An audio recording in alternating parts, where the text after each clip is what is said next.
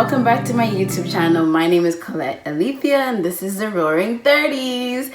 Alright, so as I told you before, I am a mother of 4 beautiful children from the ages of 2 months to 7. So in my home, I am super busy and I'm always on the go. So you're probably wondering, how do I do it without losing my mind? How do I do it? How do I maintain it? How do I organize it? I'm here to tell you how I do it briefly because it is dinner time and right now they're quiet and I have to take advantage of it because this house is never really quiet. So number 1, dear mamas, I gotta tell you, as it is, no, before we get to even number 1, let's do a disclaimer.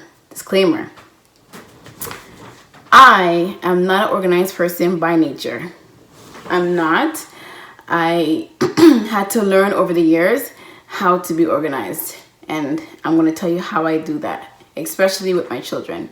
So if you're thinking that I'm that type of personality that can have everything in order, 1 to 10, A to Z, this brain does not work like that. I've had to train myself. All right. So number 1, mama, you got this. I want to encourage all the mothers out there, mother of 1, mother of 3, mother of 5, whatever, how many children you may have, you can do this. And don't ever be afraid to put your hand up. Don't ever be afraid to say, I need help. Don't ever be afraid to solicit anyone to come in and help you. Because the truth is, you could be as organized as possible, but still be completely burnt out, still not be able to serve your family the way that you want to. So don't ever be afraid to put up your hand and say, look, I need a timeout and I need help. Remember that.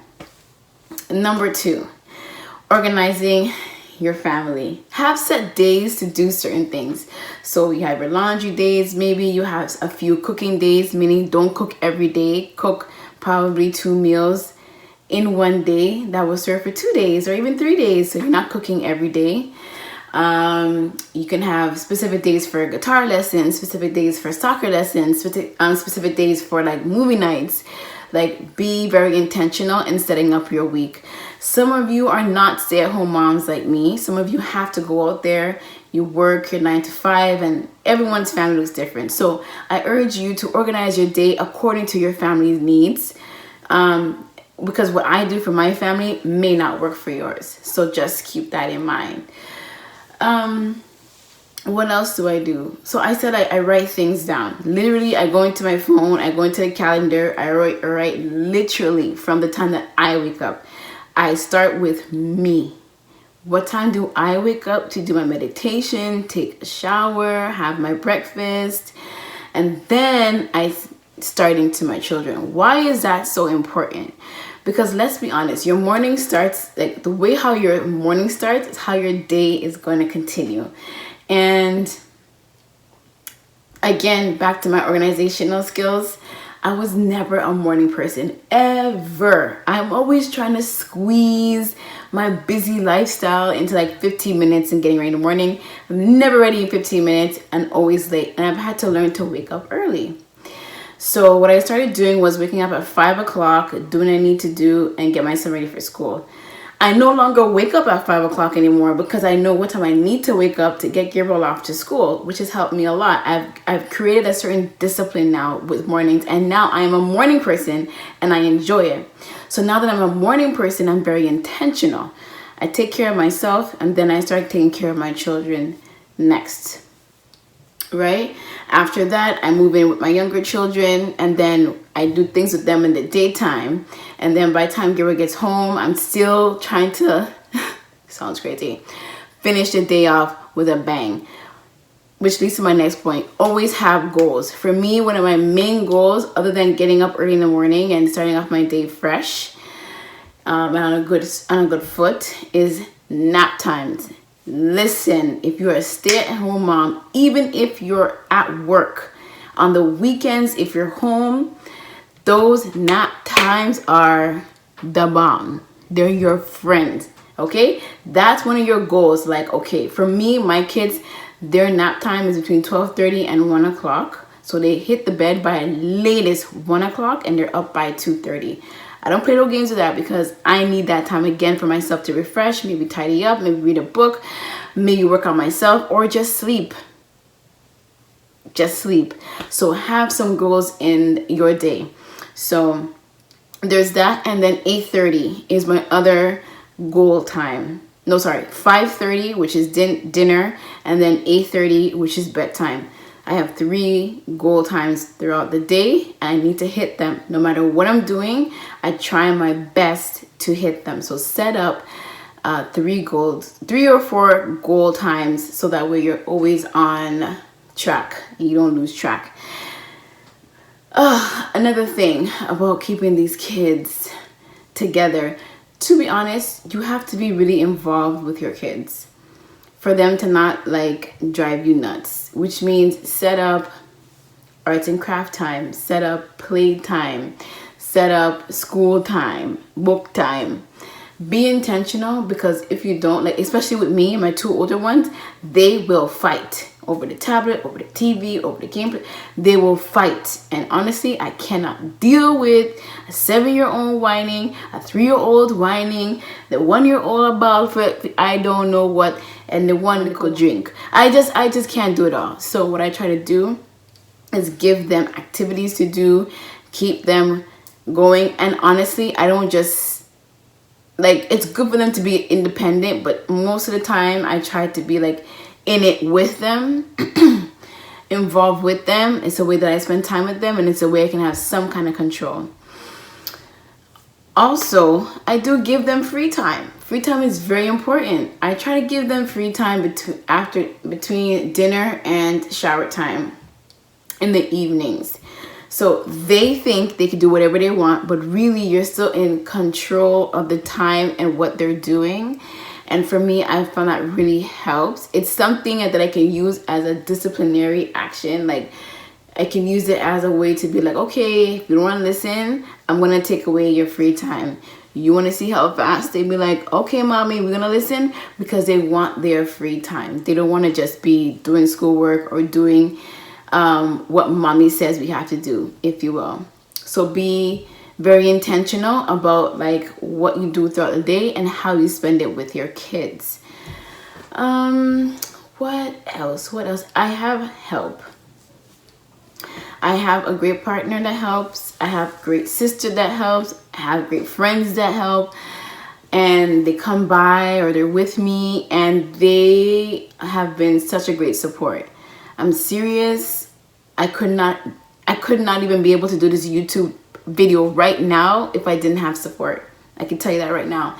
I've been able to get some sleep because of the support. I've been able to like have time alone because of the support. I've been able to vent because I have support. And that's why I started this video the way that I did. I cannot stress it more. It is incredibly hard to be a mom. It's not, I don't want to say it's not glamorous, but it's not glamorous. It's a very selfless job. So do not be afraid in organizing your day to say I need help, because I was like that. I always think like everyone's living their life. Like, I don't want to be like, oh, can you help me? Can you help me? I don't want to be that way. So I was organizing my day to the point where I did not include anyone in helping me. And I was being burnt out, completely frustrated. Don't want to deal with my partner on a regular, because I'm like, I got so much to do. I got this, I got that, I got this. And I'm not saying, help me. I'm acting like I can do it all. I'm acting as though I'm superwoman, like my cape. And one day my friend was like, look, take off the cape, because you cannot do it alone. We do it as a village. And so I just want to let you know that even though I'm giving you these tips, advice, what I do with my family, the most important thing is garnering your support from close family and friends, your community, the people that you live with. And if you go to church or community programming, take advantage of those things so that way you can get that minute to collect yourself, and your kids can go burn some energy, right? So that's a tidbit of like what I do. Really, I'm really at home a lot. So I really try my best to have like a very scheduled day. I could tell you really briefly what I do. I try to get up by 6:30. I do my stretches. I try to have devotion, take a shower, and just get my mind together. I get my son up ready for school by 7:30. He's out the door by 8:15. And to be honest, I wake up my kids. I know I sound crazy. I wake up my kids because I need them in bed by 8:30. If I let them sleep, then guess what happens? They're up until 10 and I can't have that. So I get them up, I change their clothes, brush their teeth, give them breakfast, and then I start with Soraya with her learning and stuff like that. And then we move on to coloring. So between 9 and 10 or 10 and 11, between 10 and 11 we do educational stuff and arts and crafts. By 12:30 she's had her lunch. By 1 she's sleeping with Kwame. And by 2:30 they're up again, and then they have some free time because I don't mind because they're young. Then Gabriel gets home, he has half an hour free time. Then he's practicing either his guitar, he's doing his math, he's doing his reading. 5:30 is dinner. Then by 6:30 he's back. Well, no, he has free time. He has free time between 6:30 and between 6 and 7:30 is his free time. 7:30 is get everyone showered up.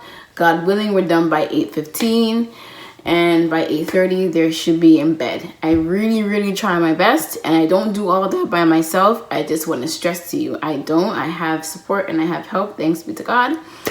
So that's what my day looks like mostly. On Tuesdays we have family devotion. On Wednesdays I try to teach them about culture. So I try to be very intentional with my family and spending a lot of time with them.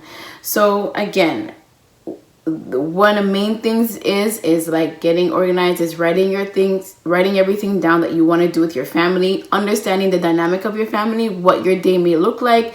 Have set times in place as goals for your family. For me, I told you my goals are quiet time, dinner time, and bedtime.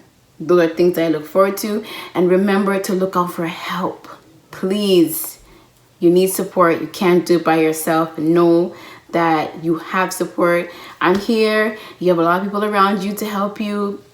And put up your hand. Get involved with your community. You never know who you're going to meet, who'll be there to support you for those play dates and library dates. All right. Again, it's your girl Colette Alethia. If you have any questions, drop comments below. Any suggestions to help me out, because girl, or boy, trust me, I can take some suggestions. So if you have any, let me know. All right. I hope you guys have a great day, and I hope to see y'all soon. Thank you for joining me.